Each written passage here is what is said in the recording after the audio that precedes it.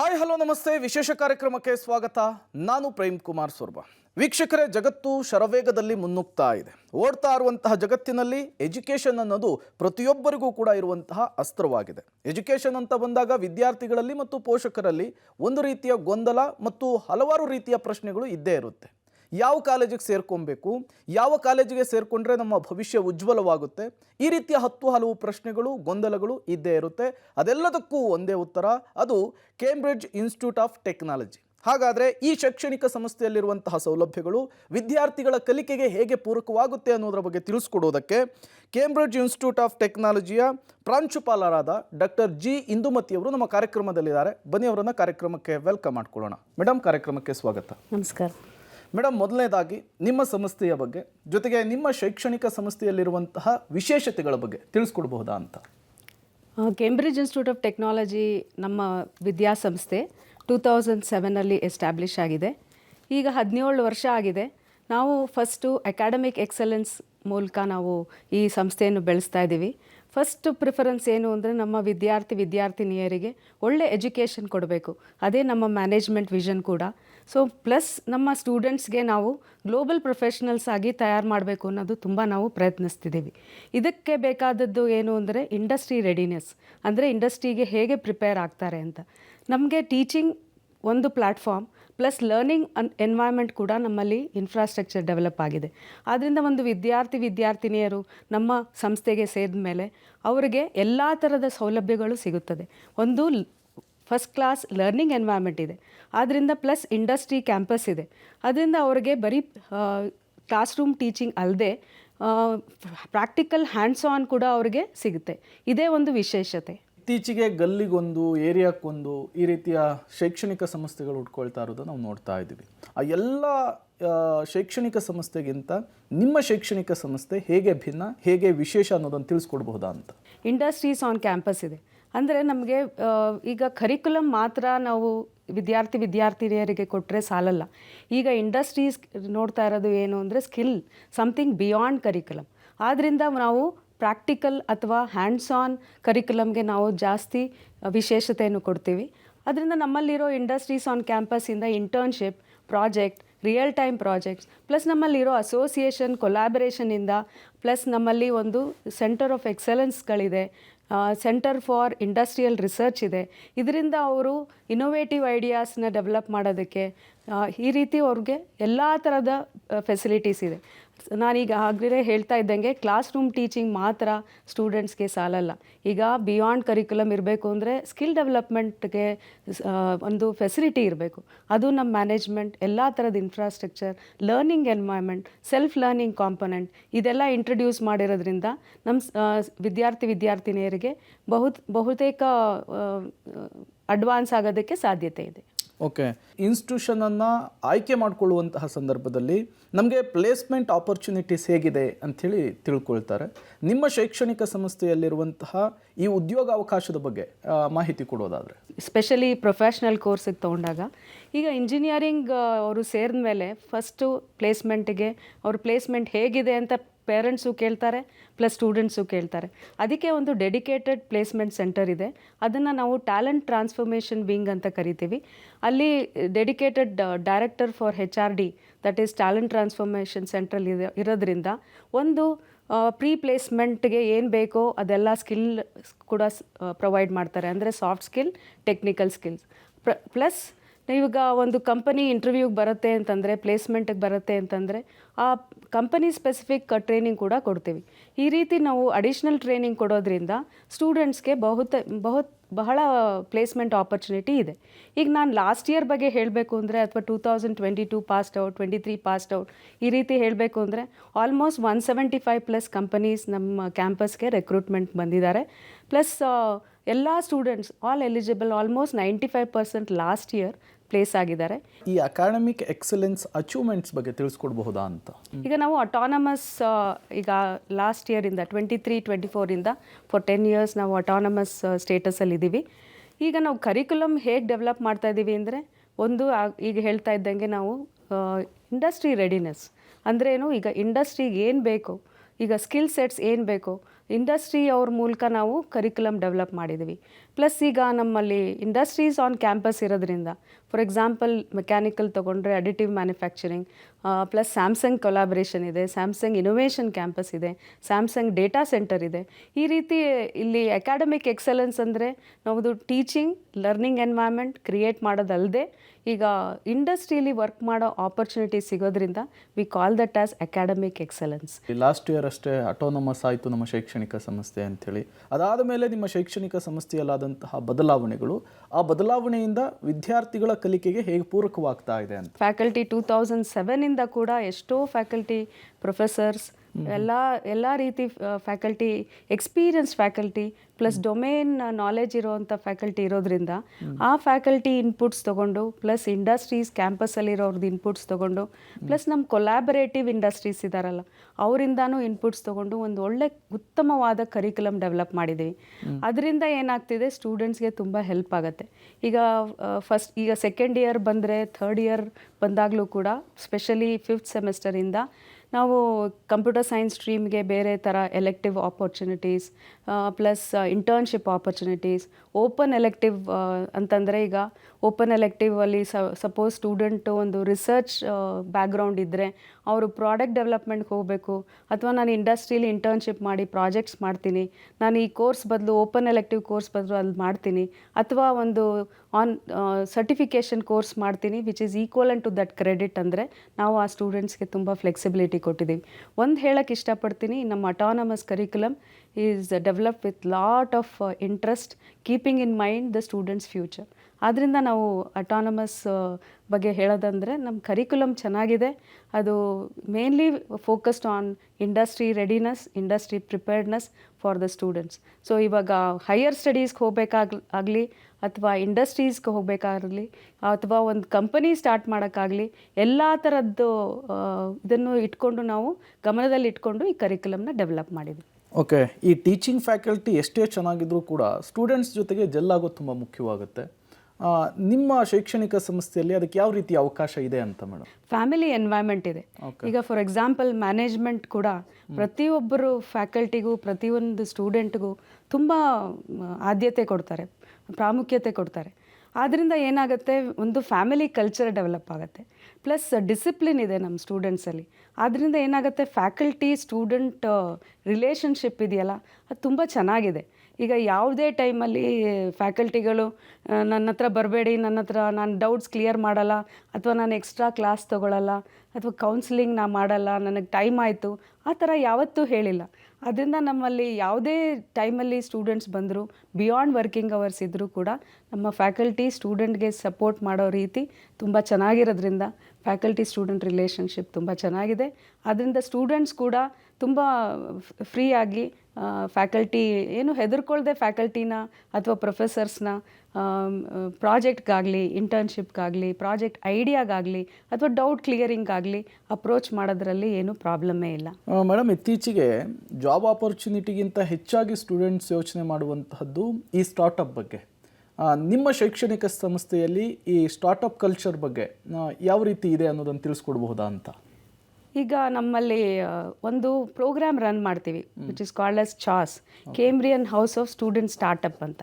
ಅದು ಏನು ಉದ್ದೇಶ ಅಂದರೆ, ಈಗ ಫಾರ್ ಎಕ್ಸಾಂಪಲ್ ಸಮ್ ಸ್ಟೂಡೆಂಟ್ಸ್ ಏನಿದೆ ಅಂದರೆ ಅವ್ರ ಮನಸ್ಸಲ್ಲಿ ಒಂದು ಐಡಿಯಾಸ್ ಇರುತ್ತೆ, ನಾನು ಒಂದು ಕಂಪನಿ ಸ್ಟಾರ್ಟ್ ಮಾಡಬೇಕು, ನನ್ನಲ್ಲಿರೋ ಐಡಿಯಾನ ಒಂದು ಪ್ರಾಡಕ್ಟಾಗಿ ಡೆವಲಪ್ ಮಾಡಬೇಕು, ಅದನ್ನು ಕಮರ್ಷಿಯಲೈಸ್ ಮಾಡಬೇಕು, ಒಂದು ಕಂಪನಿ ಅದನ್ನು ಎಸ್ಟಾಬ್ಲಿಷ್ ಮಾಡಬೇಕು ಅಂದರೆ ಫಸ್ಟ್ ಇಯರಿಂದಾನೇ ಒಂದು ಮೆಂಟರ್ಶಿಪ್ ಪ್ರೋಗ್ರಾಮ್ ಮಾಡ್ತೀವಿ under this scheme which is called as Cambrian house of student startup.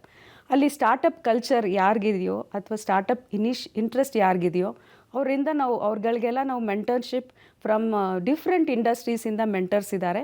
Say for example innovative ideas ಹೆಂಗೆ ಡೆವಲಪ್ ಮಾಡಬೇಕು, ಪ್ರಾಡಕ್ಟ್ ಡೆವಲಪ್ಮೆಂಟ್ ಬಗ್ಗೆ classes, plus business plan preparation ಹೆಂಗೆ, ಕಂಪನಿ ಪಾಲಿಸೀಸ್ ಹೆಂಗೆ, ಈ ಥರ ಎಲ್ಲ ಟ್ರೈನಿಂಗ್ ಕೂಡ ಅವ್ರಿಗೆ ಸಿಗುತ್ತೆ.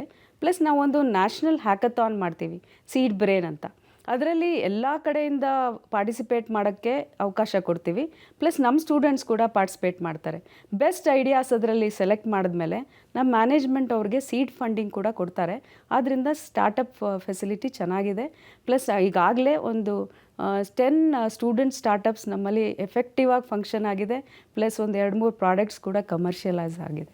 ಓಕೆ ಮೇಡಮ್, ಇತ್ತೀಚಿನ ಶೈಕ್ಷಣಿಕ ಸಂಸ್ಥೆಗಳು ಹೇಗಾಗಿದ್ದಾವೆ ಅಂದರೆ ಉದ್ಯೋಗಿಗಳನ್ನು ಸೃಷ್ಟಿಸುವಂತಹ ಕಾರ್ಖಾನೆಗಳ ರೀತಿಯಲ್ಲಿ ಆಗಿಬಿಟ್ಟಿದ್ದಾವೆ. ಅವರಲ್ಲಿ ಉತ್ತಮ ಮೌಲ್ಯಗಳನ್ನು ತುಂಬುವಂತಹ ಕೆಲಸ ಆಗ್ತಾ ಇಲ್ಲ. ನೀವು ಸಮಾಜಕ್ಕೆ ಉತ್ತಮ ನಾಗರಿಕರನ್ನು ಕೊಡುವಂತಹ ನಿಟ್ಟಿನಲ್ಲಿ ವಿದ್ಯಾರ್ಥಿಗಳನ್ನು ಹೇಗೆ ರೆಡಿ ಮಾಡ್ತೀರಿ? ಅದಕ್ಕೆ ಏನೆಲ್ಲ ಕಾರ್ಯಕ್ರಮಗಳನ್ನು ರೆಡಿ ಮಾಡಲಾಗ್ತಾ ಇದೆ ನಿಮ್ಮ ಶೈಕ್ಷಣಿಕ ಸಂಸ್ಥೆಯಲ್ಲಿ ಅಂತ? ಕರೆಕ್ಟ್, ನೀವು ಹೇಳ್ತಾ ಇದ್ದಂಗೆ ಟೆಕ್ನಿಕಲ್ ನಾಲೆಜ್ ಒಂದೇ ಸಾಧ್ಯ ಇಲ್ಲ. ಈಗ ಒಂದು ಇಂಡಸ್ಟ್ರೀಲಿ ಕೆಲಸ ಸಿಗಬೇಕಾದ್ರೆ ಫಸ್ಟು ಅವ್ರದ್ದು ಸ್ಕಿಲ್ಸ್ ಅಂದರೆ ಕಮ್ಯುನಿಕೇಷನ್ ಹೆಂಗಿದೆ, ಅವ್ರ ಬಿಹೇವಿಯರಲ್ ಸ್ಕಿಲ್ಸ್ ಹೇಗಿದೆ ಅನ್ನೋದು ತುಂಬ ಚೆಕ್ ಮಾಡ್ತಾರೆ. ಅದಕ್ಕಾಗಿ ನಮ್ಮಲ್ಲಿ ಏನಾಗಿದೆ ಅಂತಂದರೆ ಒಂದು ಡೆಡಿಕೇಟೆಡ್ ಪ್ರೊಫೆಸರ್ ಇದ್ದಾರೆ. ಆ ಪ್ರೊಫೆಸರು ಕಾರ್ಪೊರೇಟ್ಸ್ಗೂ ಕೂಡ ಟ್ರೈನಿಂಗ್ ಮಾಡಿರೋದು ಲೈಫ್ ಸ್ಕಿಲ್ಸ್ ಬಗ್ಗೆ. ಸೊ ನಾವು ಫಸ್ಟ್ ಇಯರಿಂದ ಸ್ಟೂಡೆಂಟ್ಸ್ ಜಾಯ್ನ್ ಆದಾಗಲಿಂದ ಈ ಲೈಫ್ ಸ್ಕಿಲ್ಸ್ ಟ್ರೈನಿಂಗ್ ಕೊಡ್ತೀವಿ. ಅಂದರೆ ಈಗ ಕಮ್ಯುನಿಕೇಷನ್, ಬಿಹೇವ್ ಹೆಂಗೆ ಮಾಡಬೇಕು, ಪ್ರೆಸೆಂಟೇಷನ್ ಹೆಂಗಿರಬೇಕು, ಪ್ಲಸ್ ನಿಮ್ಮ ಟೀಮಲ್ಲಿ ಹೇಗೆ ನೀವು ಜೆಲ್ ಆಗಬೇಕು, ಹೇಗೆ ಬೆರಿಬೇಕು, ಪ್ಲಸ್ ನೀವು ಹೇಗೆ ನೀವು ಆನ್ಸರ್ ಮಾಡಬೇಕು, ಹೇಗೆ ನೀವು ಒಂದು ಟೀಮಲ್ಲಿ ಬಿಹೇವ್ ಮಾಡಬೇಕು, ಒಂದು ಆನ್ಸರಿಂಗ್ ಸ್ಕಿಲ್ಸ್ ಹೆಂಗೆ ಡೆವಲಪ್ ಮಾಡಬೇಕು, communication, presentation skills, life skills ಇವೆಲ್ಲನೂ ನಾವು ಫಸ್ಟ್ ಇಯರಿಂದಾನೇ ಸ್ಟೂಡೆಂಟ್ಸ್ಗೆ, ವಿದ್ಯಾರ್ಥಿನಿಯರಿಗೆ ಕೊಡೋದ್ರಿಂದ ಅವರು ಒಂಥರ ಉತ್ತಮ ಪ್ರಜೆಗಳಾಗೋಕ್ಕೆ ಸಾಧ್ಯ ಅಂತ ನಾನು ಅನ್ಕೋತೀನಿ. ಪ್ಲಸ್ ಮೆಂಟರ್ಶಿಪ್ ಅನ್ನೋದೊಂದು ಪ್ರೋಗ್ರಾಮು ಆ್ಯಸ್ ಯೂಶ್ವಲ್ ಕಾಲೇಜಸಲ್ಲಿದೆ. ಎವ್ರಿ 20 ಸ್ಟೂಡೆಂಟ್ಸ್ಗೆ ಒಬ್ಬರು ಮೆಂಟರ್ ಅಂದರೆ ಫ್ಯಾಕಲ್ಟಿ ಮೆಂಟರ್ಸ್ ಇರ್ತಾರೆ. ಅವರು ಕೂಡ ಅವ್ರಿಗೇನಾದರೂ ಪರ್ಸ್ನಲ್ ಪ್ರಾಬ್ಲಮ್ ಇದ್ದರೆ ಅಥವಾ ಓದೋದಕ್ಕೆ ಪ್ರಾಬ್ಲಮ್ ಇದ್ದರೆ, ಕೆಲವು ಸಲ ಲ್ಯಾಂಗ್ವೇಜ್ ಪ್ರಾಬ್ಲಮ್ ಇರ್ಬೋದು, ಅವ್ರ ಹತ್ರ ಎಲ್ಲ ಪ್ರಾಬ್ಲಮ್ ತಿಳ್ಕೊಂಡು ಅದಕ್ಕೆ ತಕ್ಕಂಥ ಸೊಲ್ಯೂಷನ್ ಕೂಡ ಕೊಡ್ತಾರೆ. ಮೇನ್ಲಿ ನಾನು ಹೇಳೋದಾದರೆ ಲೈಫ್ ಸ್ಕಿಲ್ಸ್ ಪ್ರೋಗ್ರಾಮ್ ಅದು ತುಂಬ important for the students to become a best citizen of the country. ನಮ್ಮ ಪ್ರಾಜೆಕ್ಟ್ ಡೆವಲಪ್ಮೆಂಟ್ ಕೂಡ ನಾವು ಸೊಸೈಟಲ್ ನೀಡ್ಸ್ ನೋಡಿಕೊಂಡೇ ನಮ್ಮ ಸ್ಟೂಡೆಂಟ್ಸ್ಗೆ ಐಡಿಯಾಸ್ ಕೊಡ್ತೀವಿ. ಆದ್ದರಿಂದ ಅವರು ಸೊಸೈಟಿಗೆ ಒಂದು ಉತ್ತಮ ಪ್ರಜೆ ಆಗ್ತಾರೆ ಅಂತ ನಾನು ನಂಬಿದ್ದೇನೆ. ಓಕೆ ಮೇಡಮ್, ಮತ್ತೊಂದು ಪ್ರಮುಖ ವಿಚಾರ, ಇತ್ತೀಚೆಗೆ ಈ ರಿಸರ್ಚ್ ಅನ್ನೋದ್ರ ಬಗ್ಗೆ ವಿದ್ಯಾರ್ಥಿಗಳ ಒಲವು ಜಾಸ್ತಿ ಆಗ್ತಾ ಇದೆ.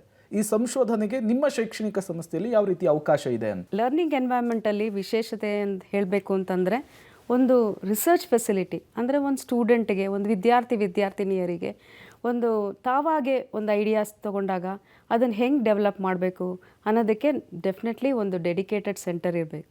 ನಮ್ಮ ಮ್ಯಾನೇಜ್ಮೆಂಟ್ ಈಗ ಒಂದು Cambrian consultancy centre for industrial research, ಅದನ್ನು ನಾವು CCIR ಅಂತ ಕರಿತೀವಿ. ಇದು ತುಂಬ ರಿಸರ್ಚ್ಗೆ ಫೋಕಸ್ ಆಗಿದೆ. ಇದು ಮೇನ್ ಆಬ್ಜೆಕ್ಟಿವ್ಸ್, ಇದರಲ್ಲಿ 3 ಆಬ್ಜೆಕ್ಟಿವ್ ಇದೆ ಈ CCIR ಅಂದರೆ Cambrian consultancy centre for industrial ರಿಸರ್ಚಲ್ಲಿ. ಒಂದು ಟ್ರೈನಿಂಗ್ ಅಂದರೆ ನಮ್ಮ ಸ್ಟೂಡೆಂಟ್ಸ್ಗೆ, ಪ್ಲಸ್ ಹೊರಗಡೆ ಈಗ ಸಮ್ ವಿಲೇಜಸ್ಸಿಂದ ಅಥವಾ ರೂರಲ್ ಬ್ಯಾಕ್ಗ್ರೌಂಡಿಂದ ಬಂದಿರೋ ಸ್ಟೂಡೆಂಟ್ಸ್ಗೆ ಟ್ರೈನಿಂಗು. ಇನ್ನೊಂದು corporate training, plus product development and innovation second objective. Third objective ಏನು ಅಂದರೆ incubation and startup. So training ಬಗ್ಗೆ ಹೇಳಬೇಕು ಅಂತಂದರೆ ನಮ್ಮಲ್ಲಿ ಈ ಪರ್ಟಿಕ್ಯುಲರ್ CCIR ಅನ್ನೋದನ್ನು ಒಂದು ಡೆಡಿಕೇಟ್ ಸೆಟ್ ಆಫ್ ಪೀಪಲ್ ಇದ್ದಾರೆ. ಒಬ್ಬರು ಡೈರೆಕ್ಟರ್ ಇದ್ದಾರೆ, ಸಿರಿಲ್ ಪ್ರಸನ್ನರಾಜ್ ಅಂತ, doctor Cyril, who is very good in research. ಆಮೇಲೆ ಇನ್ನೊಬ್ಬರು ಪ್ರೊಫೆಸರ್ ಡಾಕ್ಟರ್ ಆ್ಯಂಥೋನಿ ಅಂತ, ಡೀನ್ R&D ಇದ್ದಾರೆ. ಪ್ಲಸ್ ಅವ್ರಿಗೆ ಡಾಕ್ಟರ್ ಗಿರೀಶ್ ಅಂತ ಇದ್ದಾರೆ, ಪ್ಲಸ್ ಡಾಕ್ಟರ್ ಸುಧಾ ಅಂತ. ಇವರೆಲ್ಲ ಏನು ಅಂದರೆ ಡೊಮೇನ್ ಸ್ಪೆಸಿಫಿಕ್ ಆಗಿ ರಿಸರ್ಚ್ ಫೆಸಿಲಿಟಿ ಎಸ್ಟಾಬ್ಲಿಷ್ ಮಾಡಿದ್ದಾರೆ. ಯಾವ ಸ್ಟೂಡೆಂಟ್ಸ್ಗೆ ಒಂಥರ ಇನೋವೇಟಿವ್ ಆಗಿ ನಾನು ಥಿಂಕ್ ಮಾಡ್ತೀನಿ, ಇನೋವೇಟಿವ್ ಐಡಿಯಾಸ್ನ ನಾನು ಕನ್ವರ್ಟ್ ಮಾಡಬೇಕು ಅನ್ನೋದಕ್ಕೆ ಇದೊಂದು ಉತ್ತಮವಾದ ಒಂದು ಫೆಸಿಲಿಟಿ ಎಸ್ಟಾಬ್ಲಿಷ್ ಆಗಿರೋದು CCIR. ಇಲ್ಲಿ ನಾವು ಏನು ಅಂದರೆ ಸ್ಪಾನ್ಸರ್ಡ್ ರಿಸರ್ಚ್ ಮಾಡ್ತೀವಿ, plus product development and commercialisation ಮಾಡ್ತೀವಿ. ಈಗಾಗಲೇ ಒಂದು 6 ಪ್ರಾಡಕ್ಟ್ ಡೆವಲಪ್ ಮಾಡಿ ಕಮರ್ಷಿಯಲೈಸ್ ಆಗಿದೆ. ಇಲ್ಲಿ ಸುಮಾರು ಒಳ್ಳೆ ಪೇಟೆಂಟ್ಸ್ ಡೆವಲಪ್ ಆಗಿದೆ, ಪ್ಲಸ್ ಜರ್ನಲಲ್ಲಿ ಪಬ್ಲಿಕೇಶನ್ಸ್ ಆಗಿದೆ. ಈ ಎಲ್ಲ ಕಾರ್ಯಕ್ರಮಗಳಿಗೂ ಕೂಡ ನಾವು ಸ್ಟೂಡೆಂಟ್ಸ್ ಮತ್ತು ಫ್ಯಾಕಲ್ಟಿನ ಇನ್ವಾಲ್ವ್ ಮಾಡ್ತಿದ್ದಾರೆ ಈ ಡೆಡಿಕೇಟೆಡ್ ಸ್ಟಾಫ್ ಇನ್ CCIR. ಆದ್ದರಿಂದ ಏನಾಗುತ್ತೆ, ರಿಸರ್ಚ್ ಕಲ್ಚರ್ ತುಂಬ ಚೆನ್ನಾಗಿ ಡೆವಲಪ್ ಆಗಿದೆ. ಈಗ ನಮ್ಮಲ್ಲಿ ಒಂದು ವಿಶೇಷವಾದ ಸ್ಪಾನ್ಸರ್ಡ್ ಪ್ರಾಜೆಕ್ಟ್ಸ್ ಅಂದರೆ ಈಗ ಡಿಫೆನ್ಸ್ ಆರ್ಗನೈಸೇಷನಿಂದ, ಪ್ಲಸ್ ಟ್ರೈನ್ ಟೆಕ್ನಾಲಜೀಸಿಂದ, ಈ ಥರ. ಆಮೇಲೆ ಸ್ಯಾಮ್ಸಂಗಿಂದ ಪ್ಲಸ್ ತುಂಬ ಒಳ್ಳೆ ಪ್ರಾಬ್ಲಮ್ ಸ್ಟೇಟ್ಮೆಂಟ್ಸ್ ಕೂಡ ಕೊಟ್ಟಿದ್ದಾರೆ ಕಂಪನೀಸ್ ಅವರು. ಅದನ್ನು ನಾವು ಸ್ಟೂಡೆಂಟ್ಸ್ನ ಫ್ಯಾಕಲ್ಟಿನ ಇನ್ವಾಲ್ವ್ ಮಾಡಿ ಈ CCCRಲ್ಲಿ ವರ್ಕ್ ಮಾಡ್ತಾ ಇದ್ದಾರೆ.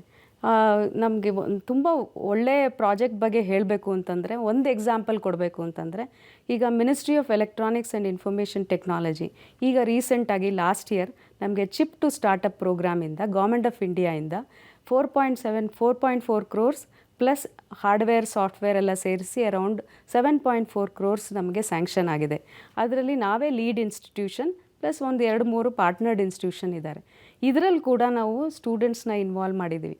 ಇದರ main objective of this particular research project ಏನು ಅಂತಂದರೆ, ಒಂದು ಮ್ಯಾನ್ ಪವರ್ ಡೆವಲಪ್ ಮಾಡಬೇಕು in the area of semi conductor, ಅಂದರೆ ಚಿಪ್ ಟು ಸ್ಟಾರ್ಟಪ್ ಪ್ರೋಗ್ರಾಮ್ ಇರೋದೇ ಅದು. ಪ್ಲಸ್ ಒಂದು 10 ಸ್ಟಾರ್ಟಪ್ ಆದರೂ ಎಸ್ಟಾಬ್ಲಿಷ್ ಆಗಬೇಕು, ಪ್ಲಸ್ ಒಂದು 10 PhDನಾದರೂ ಪ್ರೊಡ್ಯೂಸ್ ಮಾಡಬೇಕು. ಆದ್ದರಿಂದ ಇಲ್ಲಿ ಉತ್ತಮವಾದ ಅವಕಾಶ ಈ CCCRಲ್ಲಿ ಫೆಸಿಲಿಟಿ ಇರೋದ್ರಿಂದ ರಿಸರ್ಚ್ ಆ್ಯಂಡ್ ಡೆವಲಪ್ಮೆಂಟ್ಗೆ ಯೋಚನೆನೇ ಇಲ್ಲ. ಓಕೆ, ಕೌಶಲ್ಯವುಳ್ಳ ಇಂಜಿನಿಯರ್ಗಳನ್ನು, ಸಾವಿರಾರು ಜನ ಇಂಜಿನಿಯರ್ಗಳನ್ನು ಕೊಡುಗೆ ರೂಪದಲ್ಲಿ ಕೊಡ್ತಾ ಇದ್ದೀರಿ. ನಿಮ್ಮ ಶೈಕ್ಷಣಿಕ ಸಂಸ್ಥೆಯ ಸಾಧನೆಗಳ ಬಗ್ಗೆ ವಿವರಿಸೋದಾದರೆ? ಕೇಂಬ್ರಿಡ್ಜ್ ಇನ್ಸ್ಟಿಟ್ಯೂಟ್ ಆಫ್ ಟೆಕ್ನಾಲಜಿ ಬಗ್ಗೆ ಹೇಳಬೇಕು ಅಂತಂದರೆ, ಒಂದು NBA ಅಕ್ರೆಡಿಟೆಡ್ ಪ್ರೋಗ್ರಾಮ್ಸ್ ಇದೆ, NAC A+ ಇದೆ, ಪ್ಲಸ್ ಲಾಸ್ಟ್ ಇಯರಿಂದ innovation NRF innovation rank band of 101 to 150 ಆ ಬ್ಯಾಂಡಲ್ಲಿ ನಮಗೆ ರ್ಯಾಂಕ್ ಸಿಕ್ಕಿದೆ. ನಮ್ಮಲ್ಲಿ ಎಷ್ಟೋ ಅವಾರ್ಡ್ಸ್ ಬಂದಿದೆ, ಲೈಕ್ ಫ್ಯಾಕಲ್ಟಿ ಈಗ best researcher award, best papers awards, plus ನಮ್ಮಲ್ಲಿ ಈಗ best performer award from the institute of engineers. ಆಮೇಲೆ ಸ್ಯಾಮ್ಸಂಗಿಂದ ನಮಗೆ ಬೆಸ್ಟ್ ಅಲಯನ್ಸ್ ಪಾರ್ಟ್ನರ್ ಅವಾರ್ಡ್ ಅಂತ ಇದೆ. ಆಮೇಲೆ ಈಗ ರೀಸೆಂಟಾಗಿ ನಾವು department of science and scientific and industrial research government of India, ಅದೇ ministry of science and technology government of ಇಂಡಿಯಾಯಿಂದ ಈಗ ರೀಸೆಂಟಾಗಿ ನಮಗೆ ನಮ್ಮ ರೆಕಗ್ನಿಷನ್ ಬಂದಿದೆ ಆರ್ಗನೈಸೇಷನ್ಗೆ, which is called as SIRO, that is scientific industrial research organisation ಅಂತ ನಮ್ಮನ್ನ ಐಡೆಂಟಿಫೈ ಮಾಡಿದ್ದಾರೆ ministry of science and technology government of India. ಇದು ತುಂಬ ಕಷ್ಟ ಈ ಪರ್ಟಿಕ್ಯುಲರ್ ರೆಕಗ್ನಿಷನ್ ಸಿಗೋದು. ನಮ್ಮಲ್ಲಿರೋ ಈ research and development plus product ಡೆವಲಪ್ಮೆಂಟಿಂದ ನಮಗೆ ಈ ಥರ ಒಂದು ರೆಕಗ್ನಿಷನ್ ಗೌರ್ಮೆಂಟ್ ಆಫ್ ಇಂಡಿಯಾಯಿಂದ ಸಿಕ್ಕಿದೆ. ಈ ರೆಕಗ್ನಿಷನಿಂದ ನಾವು ಇನ್ನೂ ರಿಸರ್ಚ್ ಈಗ ಡಿಫೆನ್ಸ್ ಆರ್ಗನೈಸೇಷನ್ಸ್ಗೆ ಪ್ರಾಬ್ಲಮ್ ಸ್ಟೇಟ್ಮೆಂಟ್ಸ್ ತೊಗೊಂಡು ಅವ್ರಿಗೆ ರಿಸರ್ಚ್ ಡೆವಲಪ್ ಮಾಡಿಕೊಟ್ಟು ಈ ಥರ ಎಲ್ಲ ಮಾಡೋದಕ್ಕೆ ನಮಗಿದೊಂದು ಉತ್ತಮವಾದ ರೆಕಗ್ನಿಷನ್. ಪ್ಲಸ್ ಈಗ ರೀಸೆಂಟಾಗಿ ಒಂದು ಇಂಪಾರ್ಟೆಂಟ್ ಒಂದು ಹೇಳಬೇಕು ಅಂತಂದರೆ, ಈಗ March 14th ನಾವು ಒಂದೇ ಒಂದು institute we were recognised by national research development corporation NRDC government of ಇಂಡಿಯಾಯಿಂದ, USPTO ಇಂದ ಜನರಲ್ ಸೆಕ್ರೆಟ್ರಿ ಪ್ಲಸ್ ಇವರೆಲ್ಲ ಬಂದು ನಮ್ಮಲ್ಲಿ ಒಂದು ಇಂಟರ್ನ್ಯಾಷನಲ್ ಸೆಮಿನಾರ್ ಸಿಂಪೋಸಿಯಂ ಕಂಡಕ್ಟ್ ಮಾಡಿದ್ದಾರೆ on the patent and commercialisation. So ಅಲ್ಲಿ ತುಂಬ ಔಟ್ಸೈಡ್ ಪೀಪಲ್ ಕೂಡ ಬಂದರು. USPTO ಇಂದ ನಮ್ಮಲ್ಲಿ ಅದು ರೆಕಗ್ನಿಷನ್ ಸಿಕ್ಕಿದೆ. ಪ್ಲಸ್ ಈಗ ನಮ್ಮಲ್ಲಿ NRDCಯಿಂದ MOU ಆಗಿರೋದ್ರಿಂದ ನಮಗೆ ರಿಸರ್ಚ್ ಪ್ರಾಜೆಕ್ಟ್ಸ್ ಬರೆಯೋದು ಕೂಡ ಅನುಕೂಲ ಆಗಿದೆ. ಇದು ತುಂಬ ಈ ಥರ ಸಾವಿರಾರು ಅಚೀವ್ಮೆಂಟ್ಸ್ ನಮ್ಮ ಇನ್ಸ್ಟಿಟ್ಯೂಟಲ್ಲಿ ಸಿಕ್ಕಿದೆ. ಓಕೆ ಮೇಡಮ್, ಈ ಇಂಡಸ್ಟ್ರಿ ಕೊಲಾಬರೇಷನ್ ಮತ್ತು ಮೇಜರ್ ಪ್ರಾಜೆಕ್ಟ್ಸ್ ಬಗ್ಗೆ ನಿಮ್ಮ ಶೈಕ್ಷಣಿಕ ಸಂಸ್ಥೆಯಲ್ಲಿರುವಂತಹ ಸೌಲಭ್ಯಗಳ ಬಗ್ಗೆ ತಿಳಿಸ್ಕೊಡೋದಾದರೆ? ಕೊಲಾಬ್ರೇಷನ್ ಅನ್ನೋದು ನಮ್ಮದು ಹೇಗೆ ನಾವು ಒಂದು ರೀತಿ ಡಿಫ್ರೆಂಟ್ ಆಗಿದ್ದೀವಿ ಅಂತಂದರೆ, ನಮ್ಮ ಸಂಸ್ಥೆ ನಮ್ಮಲ್ಲಿ ಇಂಡಸ್ಟ್ರೀಸ್ ಆನ್ ಕ್ಯಾಂಪಸ್, ಅಂದರೆ ನಮ್ಮ ಸಂಸ್ಥೆ ಒಳಗಡೆ ಕೂಡ ಇಂಡಸ್ಟ್ರೀಸ್ ಇರೋವಂಥ ಅವಕಾಶ ನಮ್ಮಲ್ಲಿದೆ. ಒಂದು ಸ್ಯಾಮ್ಸಂಗ್ ಇನಿಷಿಯೇಟಿವ್, ಅಂದರೆ ಸ್ಯಾಮ್ಸಂಗ್ ರಿಸರ್ಚ್ ಇಂಡಿಯಾ ಬ್ಯಾಂಗ್ಳೂರವರು ಸ್ಯಾಮ್ಸಂಗ್ ಇನೋವೇಷನ್ ಕ್ಯಾಂಪಸ್ ಅಂತ ಎಸ್ಟಾಬ್ಲಿಷ್ ಮಾಡಿದ್ದಾರೆ. ಇದರಿಂದ ಏನಾಗ್ತಿದೆ ಅಂದರೆ ಎಮರ್ಜಿಂಗ್ ಟೆಕ್ನಾಲಜೀಸ್ ಬಗ್ಗೆ ನಮ್ಮ ಸ್ಟೂಡೆಂಟ್ಸ್ಗೆ ಟ್ರೈನಿಂಗ್ ಸಿಗ್ತಾ ಇದೆ.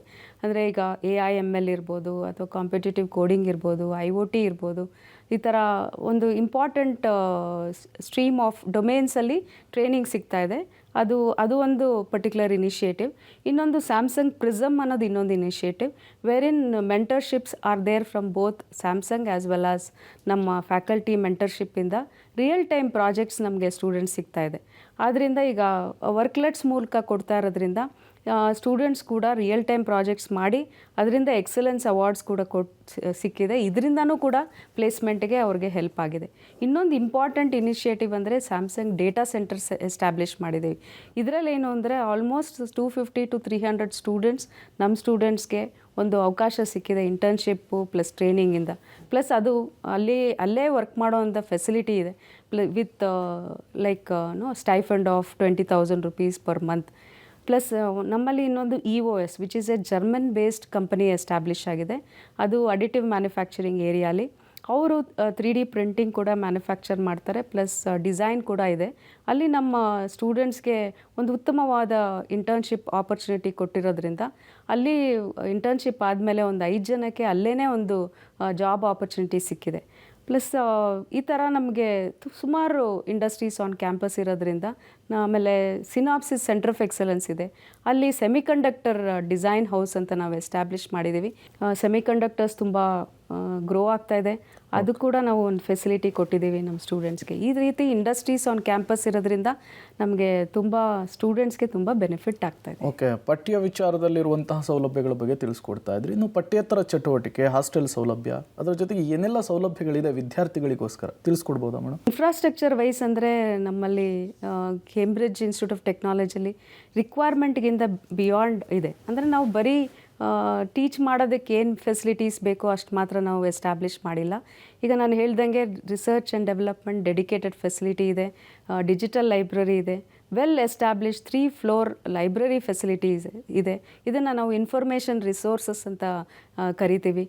ಆಮೇಲೆ ಸ್ಪೋರ್ಟ್ಸ್ ಕಾಂಪ್ಲೆಕ್ಸ್ ಇದೆ. ಇಲ್ಲಿ ಕೂಡ ನಾವು ಯೂನಿವರ್ಸಿಟಿ ಟೂರ್ನಮೆಂಟ್ ಎಲ್ಲ ನಡೆಸ್ತೀವಿ. Plus indoor plus outdoor facility ಇದೆ. ಹಾಸ್ಟೆಲ್ ಫೆಸಿಲಿಟಿ ಇದೆ. ಬೇರೆ ಕಡೆಯಿಂದ ಬಂದವ್ರಿಗೆ ಗರ್ಲ್ಸ್ ಹಾಸ್ಟೆಲ್ ಸೆಪ್ರೇಟ್ ಆಗಿದೆ, ಬಾಯ್ಸ್ ಹಾಸ್ಟೆಲ್ ಸೆಪ್ರೇಟ್ ಆಗಿದೆ. ಕ್ಯಾಂಪಸಲ್ಲೇ ಇರೋದ್ರಿಂದ ಈಗ ಅಲ್ಲೇ ಉಳ್ಕೊಳ್ಳೋಕ್ಕೆ ಅವ್ರಿಗೆ ತುಂಬ ಹೆಲ್ಪ್ ಆಗುತ್ತೆ. So hostel facilities, sports facility, information resources, placement facility, skill development facility and startup incubation facility, ಈ ರೀತಿ ತುಂಬ ವಿಧವಾದ ಒಂದು ಇನ್ಫ್ರಾಸ್ಟ್ರಕ್ಚರ್ ಫೆಸಿಲಿಟಿ ಇದೆ ಕರಿಕ್ಯುಲರ್ ಎಕ್ಸ್ಟ್ರಾ ಕರಿಕ್ಯುಲರ್ ಡೆವಲಪ್ ಮಾಡ್ಕೊಳ್ಳೋಕ್ಕೆ. ಓಕೆ, ಇಷ್ಟೆಲ್ಲ ಸೌಲಭ್ಯಗಳು ಒಂದೇ ಸೂರಿನಡಿ ಸಿಗುತ್ತೆ ಅಂದರೆ ವಿದ್ಯಾರ್ಥಿಗಳು ಮತ್ತು ಪೋಷಕರು ನಿಮ್ಮ ಶೈಕ್ಷಣಿಕ ಸಂಸ್ಥೆಯನ್ನು ಆಯ್ಕೆ ಮಾಡಿಕೊಡ್ತಾರೆ. ಪ್ರವೇಶಾತಿ ಹೇಗಿರುತ್ತೆ, ಹೇಗೆ ಕಾಂಟ್ಯಾಕ್ಟ್ ಮಾಡ್ಬೋದು, ಅದ್ರ ಬಗ್ಗೆ ತಿಳಿಸ್ಕೊಡ್ಬೋದಾ ಮೇಡಮ್? ಅಡ್ಮಿಷನ್ ಹೇಗಿದೆ ಅಂದರೆ CET ಪ್ಲಸ್ ಕಾಮೆಟ್ಗೆ ಪ್ಲಸ್ ನಮ್ಮಲ್ಲಿ ಮ್ಯಾನೇಜ್ಮೆಂಟ್ ಕೋಟಾ ಇದೆ. ಅಂಡ್ ಅಡ್ಮಿಷನ್ ಸೆಕ್ಷನ್ನೇ ಇದೆ, ಅಡ್ಮಿಷನ್ ಡೈರೆಕ್ಟ್ರ್ ಇದ್ದಾರೆ. ಸೊ ಅವ್ರಿಗೆ ಕಾಂಟ್ಯಾಕ್ಟ್ ಮಾಡೋದ್ರಿಂದ ಬಂದು, ಪ್ಲಸ್ ನಾನು ಅಲ್ಲಿ ಅವೈಲಬಲ್ ಇರ್ತೀನಿ. ಸೊ ಪ್ಲಸ್ ಮ್ಯಾನೇಜ್ಮೆಂಟ್ ಅವರು ಇರ್ತಾರೆ. ಸೊ ಅವ್ರು ಬಂದು they can see the facility and also contact us for any guidance. ನಮ್ಮಲ್ಲಿ ಒಂದು ಅಂಡರ್ ಗ್ರಾಜ್ಯುಯೇಟ್ ಪ್ರೋಗ್ರಾಮ್ಸ್ ಕೂಡ ಇದೆ, ಪೋಸ್ಟ್ ಗ್ರಾಜ್ಯುಯೇಟ್ ಪ್ರೋಗ್ರಾಮ್ಸ್ ಕೂಡ ಇದೆ, PhD ಪ್ರೋಗ್ರಾಮ್ಸ್ ಇದೆ, ವೇರಿನ್ 8 ಡೆಡಿಕೇಟೆಡ್ ರಿಸರ್ಚ್ ಸೆಂಟರ್ಸ್ ಇದೆ, ಪ್ಲಸ್ 9 UG ಪ್ರೋಗ್ರಾಮ್ಸ್ ಇದೆ, 4 ಪೋಸ್ಟ್ ಗ್ರಾಜ್ಯುಯೇಟ್ ಪ್ರೋಗ್ರಾಮ್ಸ್ ಇದೆ, MBA, MCA, MTech. Undergraduate programme in computer science stream like computer science, IoT, cyber security, data science, artificial intelligence and machine learning, electronics and communication, electrical electronics, mechanical, civil, ಈ ಎಲ್ಲ branches ಕೂಡ ನಮ್ಮಲ್ಲಿ ಸೌಲಭ್ಯ ಇದೆ. Okay madam, ಕೊನೆಯದಾಗಿ ವಿದ್ಯಾರ್ಥಿಗಳಿಗೆ ಮತ್ತು ಪೋಷಕರಿಗೆ ಇಂಜಿನಿಯರ್ ಆಗಬೇಕು ಅಂತ ಇರೋರಿಗೆ ಏನು ಹೇಳ್ತೀರಿ ಅಂತ? ಈಗ ಇಂಜಿನಿಯರಿಂಗ್ ಅನ್ನೋದು ತುಂಬ ಡಿಮ್ಯಾಂಡ್ ಇದೆ. ಅದು ಡಿಮ್ಯಾಂಡ್ಗೋಸ್ಕರ ಓದಬೇಕು ಅಂತಲ್ಲ, ಇಂಜಿನಿಯರಿಂಗ್ ಅನ್ನೋದು ಒಂದು ಉತ್ತಮವಾದ ವಿದ್ಯಾಭ್ಯಾಸ ಅಂತ ನಾನು ಹೇಳೋಕ್ಕೆ ಇಷ್ಟಪಡ್ತೀನಿ. ನಾವು ಎಲ್ಲ ಸ್ಟೂಡೆಂಟ್ಸ್ಗೂ ಇಂಟ್ರೆಸ್ಟಿಂದ ಈ ಇಂಜಿನಿಯರಿಂಗ್ ಹೋದರೆ, ಈಗ ಟೆಕ್ನಾಲಜಿ ಅನ್ನೋದು ತುಂಬ ಡೆವಲಪ್ ಆಗ್ತಾಯಿದೆ.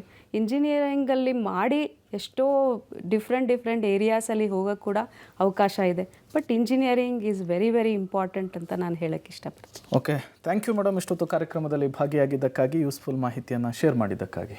Thank you.